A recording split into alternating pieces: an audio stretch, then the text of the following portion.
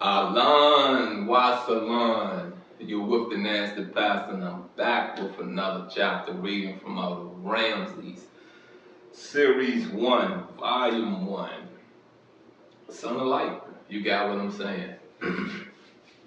For those that are tuned in, for those that have continued to tune in, you know what you think about it, what you think about the upbringing of young Ramses. You know, it's different, you know, towards modern times, you know what I mean? It's very different, but I understand the task at hand for this young man to be the heir of a civilization, of a dynasty, you know, that laws, that way of life is still relevant today. You got what I'm saying? So I want to say this to you again, you know, as you can see, especially if you caught the last reading, the Hoteps was around when the young Ramses when young Ramses was in his training. You see what I'm saying? So the Hoteps, you know what I mean, is a name, is a bloodline, is a how to say it, a prominent figure, a prominent voice, our idealist within our culture. You feel what I'm saying? They was very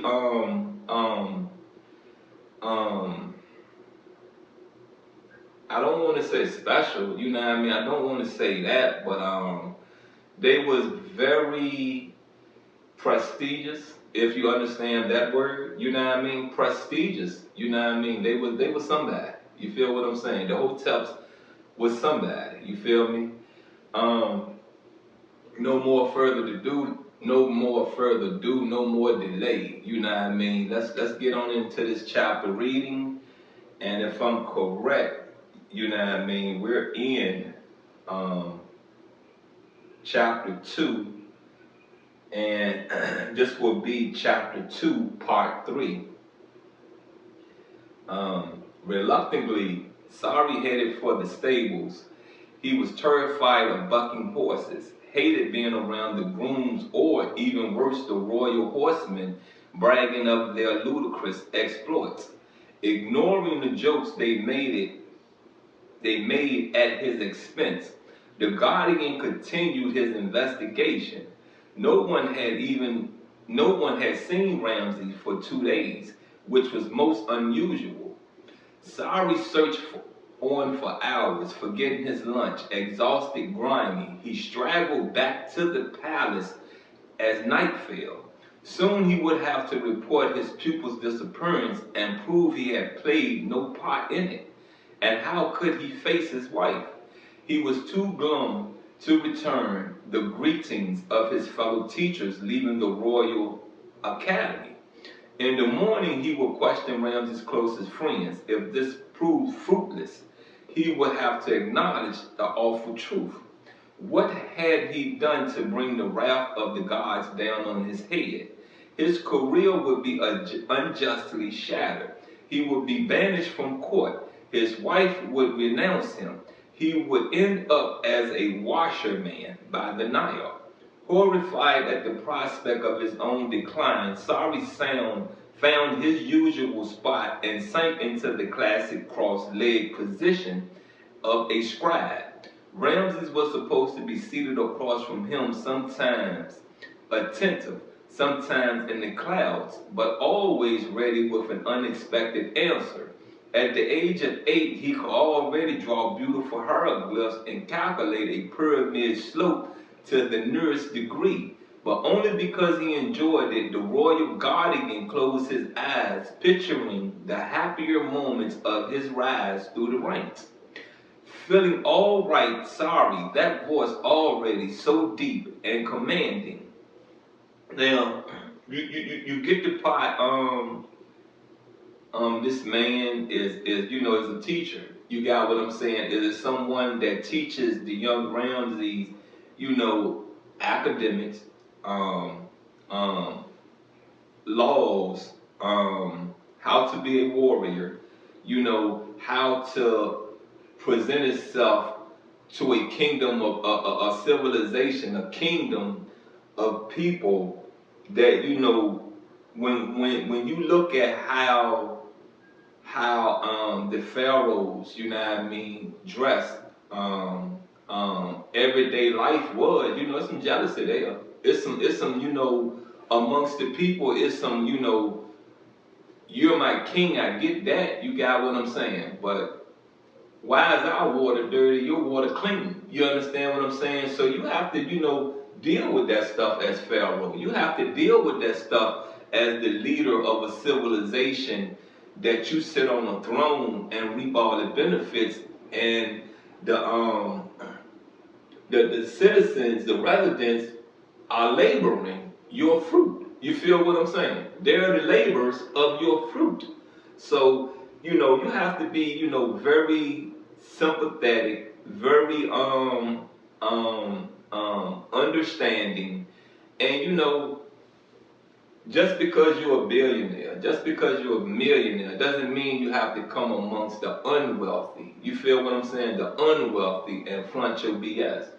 Because you will find yourself one day amongst the unwealthy, and you will look around and see you got wolves, bears, tigers, and lions around you.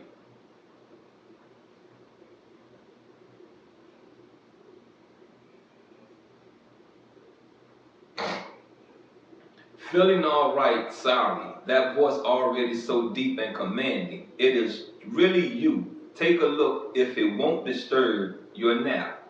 Sorry opened his eyes and saw Ramses, who, though disheveled, looked exuberant. We both need a wash, teacher. Where did you get so dirty? In the stables amongst another unsavory places. Searching for me, dumbfounded, sorry rose and inspected Ramses. What have you done to your hair? My father cut the side lock off himself. That can't be the correct ritual. Do you doubt my word? Forgive me. Sit down, guardian, and listen. The prince's tone was no longer that of a child. Sorry did as he was told. My father tested me, the wild bull. What in the world? I didn't beat it, but I faced it. And I believe that my father has chosen me to rule. So let's end that chapter reading right there. You got what I'm saying? And I ask you this, you know what I mean? He wasn't victorious. You got what I'm saying? That's really the part I wanted to get up to see if he really had conquered, had beaten this bull, had killed this bull. And he's explaining to Sari that no, you know what I mean, all this dirt, all this bam bam, I had to go fight a bull, you know what I mean, to prove myself. And what he said, he did not kill the bull, but he faced the bull. So that shows he's not a scaredy cat. You know what I mean? He's not scared. He has heart. You feel what I'm saying? But what he didn't have is the execution of thought, of the thought process of tackling this bull down and defeating this bull. So he didn't think this all the way through, right? So that goes back to me giving the world understanding where Ramses, the young Ramses,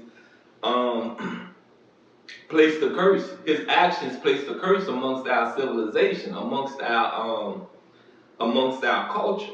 He didn't think that all the way through. Even the scholars, you know what I mean, the people that was around him that helped him figure out how to battle, when to go to battle, what sacrifices need to be given to the gods we pray to.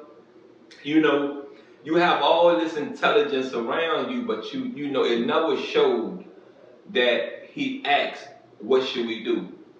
He is like he took that answer, that question upon himself, and just was that stubborn not to give in to what Moses was asking for. You feel what I'm saying? So once again, like I said, that's two strikes right there. You know what I mean? You had a strike as a child, being nurtured into a man.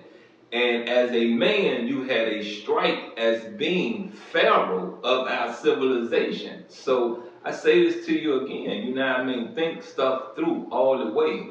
If you're really thinking, you're going to be able to vision it. You're going to be able to see every obstacle. You're going to be able to see every detour. And you're going to see the ending of what you're planning. Look, anyway, you've been with the Nasty Pastor. Like I said, it's been another chapter read of Ramses, Son of Light, Volume 1, Series 1. And it's one more part to this chapter we're going to get into, and we'll be done, and we'll be exiting to chapter 3. Look, I love you, and I'm out.